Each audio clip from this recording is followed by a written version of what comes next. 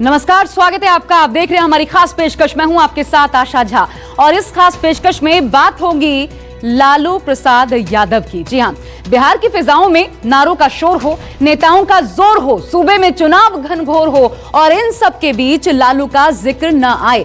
भला ऐसा कैसे हो सकता है? और यकीनन आपका जवाब भी होगा बिल्कुल नहीं। तो पिछले 4 दशक में बिहार में ऐसा चुनाव पहली बार हो रहा है जिसमें लालू मौजूद नहीं है। वो बिहार से दूर रांची की जेल में बंद है और बावजूद इसके लालू का जिक्र किसी न किसी बहाने आ ही जाता है चुनाव में। देखिए बिहार से दूर लालू कैसे अपनी पार्टी और परिवार के लिए कर रहे हैं शक्ति पूजा।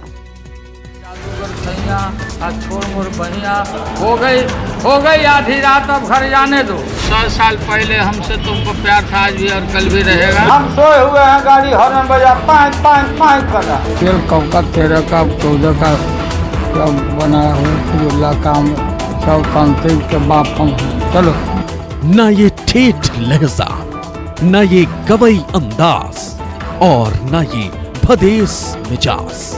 लालू यादव का जन्म हुआ 1948 में। हमारे आने के पहले अंग्रेज भाग गया। बिहार के चुनाव में अगर आप कुछ मिस कर रहे हैं तो इस देश में देसी सियासत के उसी दौर का नाम है लालू। लालू यानी लालू प्रसाद यादव। लालू की शख्सियत ही कुछ ऐसी है कि भले ही वो बिहार के सियासी रण में शरीर से मौजूद ना हो, मगर हर रोज किसी के जिक्र में तो किसी के फिक्र में लालू की खबर यहां पहुंच ही जाती। रांची के रिम्स अस्पताल से शुक्रवार को लालू की खबर ये बकरियां लेकर आई। रांची के रिम्स में मौजूद लालू का एक सहयोगी 2 काले बकरों के साथ अंदर जाता दिखा।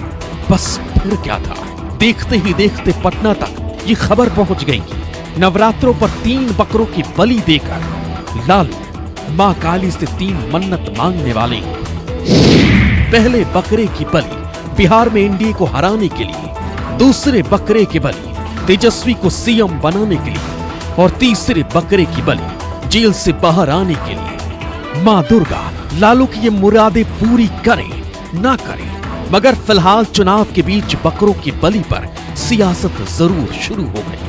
इसमें बुराई क्या है?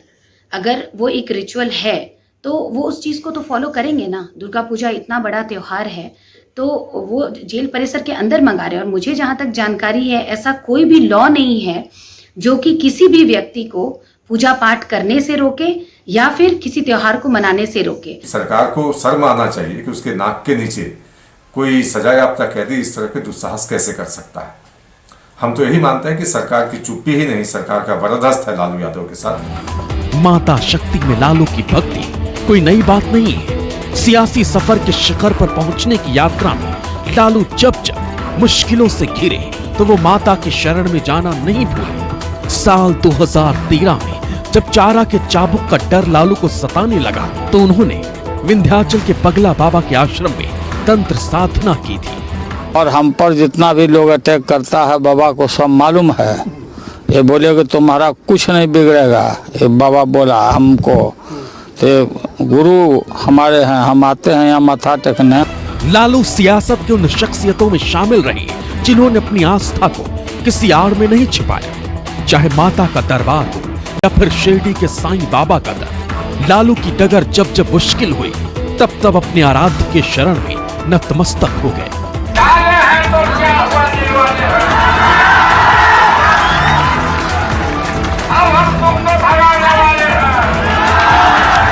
सियासत का ना जाने कौन सा संयोग है जब बिहार की दहलीज पर चुनाव की दस्तक भी ठीक छठ पूजा के बीच पड़ी। बिहार के चुनावों से लालू का जितना पुराना रिश्ता है उससे कहीं पुराना संबंध सूर्य उपासना के त्योहार से है। लालू सत्ता में रहे या ना रहे, बिहार में उनकी सरकार हो ना हो, मगर वो और उनका पूरा परिवार हर साल बड़े धूमधाम से छठ पूजा मनाता रहा। लालू को कोई मिस करे या ना करे, मगर इस चुनावी फिजा के बीच लालू को पटना की याद खूब सता रही होगी। रांची से आकाश सिंह के साथ पटना से सौरभ कुमार, न्यूज़ 24। यूं तो लालू के लिए कई नामों का जिक्र किया जाता है, गरीबों का मसीहा या सियासत का मस्खरा, गोधड़ी का लाल या मुफलिसी की चाल, चुनाव प्रचार का सितारा या बाहुबल का नजारा, हाजिर जवाब या बयान बहादुर, कुछ भी कह लें, पर बिहार के सबसे चर्चित और सबसे विवादित सियासी शख्स लालू प्रसाद यादव को नजरअंदाज करना बहुत मुश्किल है। लालू आज जेल में हैं तो उनके विरोधियों के लिए राहत है, क्योंकि अगर लालू बाहर होते तो इसमें कोई शक नहीं कि विरोधी मुश्किल में होते और चुनावी फिजा का रंग कुछ और ही होता।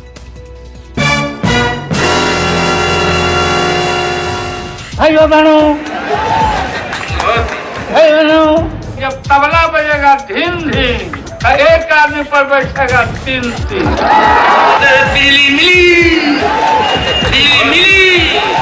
लागल लागल झुलनिया में धक्का बलम कलकत्ता चला। खेल वही है पर ये निराला खिलाड़ी नहीं है, तमाशा वही है पर जो गूंज उठे वो ताली नहीं है। समोसे में तो आज भी आलू है पर इस बार के चुनाव में लालू नहीं है। ये जगह है कि जादुओं को फोड़ो, जादुओं को फोड़ो, जादू फूटे वाला है वो, जादुए के बेवकूफ समझता है। ज्यादा लोगों जब भैंस नहीं पटक सकी तो नरेंद्र मोदी पटक देगा। 43 साल बाद बिहार का यह पहला विधानसभा चुनाव है जिसके प्रचार युद्ध में लालू नहीं है। पिछले 4 दशक से जिसकी ललकार विरोधी खेमे में हलचल मचाती रही, वो लालू इस बार चुनाव मैदान से दूर है। बिजली आई, बिजली मिली तो बिजली। अरे मोदी जी ठीक से बोलो नहीं तो नस फट जाएगा यार। ऐसा कोई प्रधानमंत्री देखा क्या आप लोगों ने? क्या बात है। 50 करोड़, 50 करोड़, 70 करोड़, 90 करोड़, कितना चाहिए? जरा याद कीजिए बिहार विधानसभा चुनाव का वो पिछला महासंग्राम जिसमें एक तरफ मोदी का मैजिक था तो दूसरी ओर था लालू का ठेठ अंदाज। जब पूरे देश में मोदी की लहर उफान पर थी तब वो लालू ही थे जिन्होंने मोदी के विजय रथ पर बिहार में लगा दिया था ब्रेक। जाति पसंद के लड़कन के खड़ा कर देता है आगे, सबको सिखाया जाता है मोदी मोदी मोदी मोदी मोदी, आम का ओधी।